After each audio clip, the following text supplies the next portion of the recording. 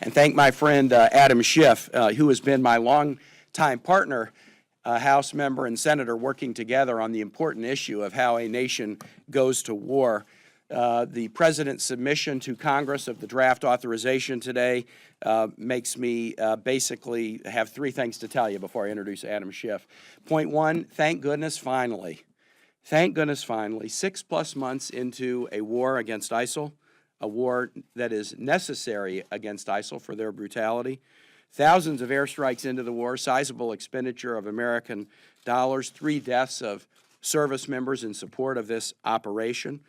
Long after any timelines under the War Powers Resolution of 1973 have expired, finally we're at the point where Congress is going to take seriously its most solemn obligation. We don't do anything more serious than engage in war, and the most somber and grave responsibility Congress has is having the debate and authorizing it, so those who serve know that they're serving with the support of America's political leadership.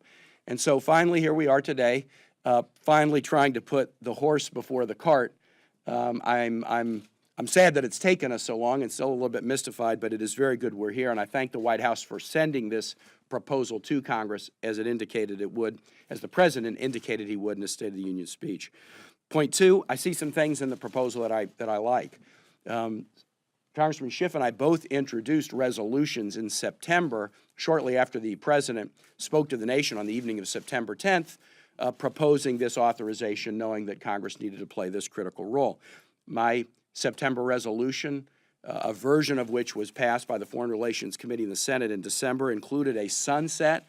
That's a really important piece. I think we've learned a lesson from the authorizations of 01 and 02 that if you do something like this and you don't put a time limit on it, it can drift forever and be used in circumstances probably beyond what Congress originally intended. I also really appreciate the President in this draft repealing the 2002 AUMF. In my view, the sightings of the earlier AUMF to cover this particular military mission have seemed way too much of a stretch. And what they suggest is that authorizations that are not repealed can kind of float around in space and then be grabbed onto and used in ways, again, probably not within the contemplation of the Congresses when they were passed.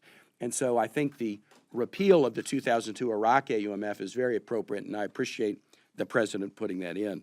So I thank the White House for sending this to us, and I see some things I like. I also have some concerns, not surprisingly, and concerns that will be hashed out in the committee process. I serve on the Foreign Relations Committee in the Senate, and I'm sure everybody has concerns and everybody has questions, some about the draftsmanship of the proposal, but some just more particularly about the very complicated nature of the mission. And we'll use the procedure of the SFRC and then the floor debate to get at those concerns. I'm concerned about the breadth and vagueness of the ground troop language, the limitation against enduring offensive ground combat operations, suggesting that all defensive ground combat operations are okay. Since everybody works for the Department of Defense, allowing defensive actions without any additional explanation is pretty broad. And enduring is also a term that is not defined, and so that raises some concerns for me. The fact that the language is different than the language the President used on September 10th and during the State of the Union. We just need to dig into why that is, and we need to ask questions about it and provide some clarification, and I think we will work to do that within the committee. Second, this is a very complicated military mission. As complicated as it is on the Iraq side of the border, it's even more complicated on the Syria side of the border, and I think all acknowledge that. President, everybody acknowledges it, and so I suspect you'll see in the Foreign Relations Committee some real significant discussion about the phasing of the mission and the different challenges that arise both in Iraq and Syria. We'll get into that with administration witnesses.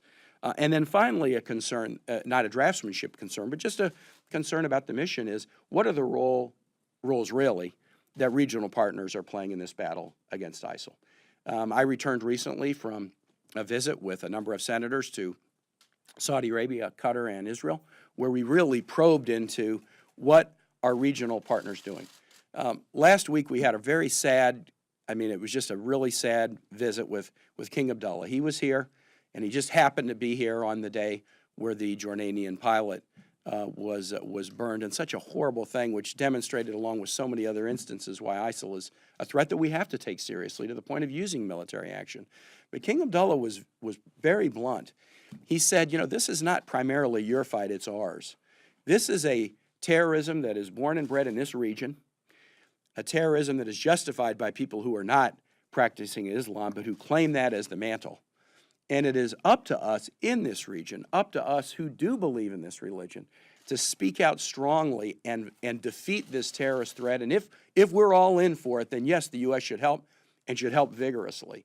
But he said this, it is not primarily the United States' fight, and you have a right to expect that the regional nations who are most directly affected by ISIL are not just saying they're part of a coalition, but are demonstrating to the fullest extent they can that they're going to battle this terrorist threat within the region to defeat it. And I think you'll see a lot of us in the hearings exploring, after 6 months, you know, who is participating in vigorous ways, and who, to be true to their proclamations and protestations, should be asked to do a whole lot more. Because we can provide vigorous military assistance to a regional effort to beat this regional threat. But we can't police a region that won't police itself, and we'll be looking to understand that.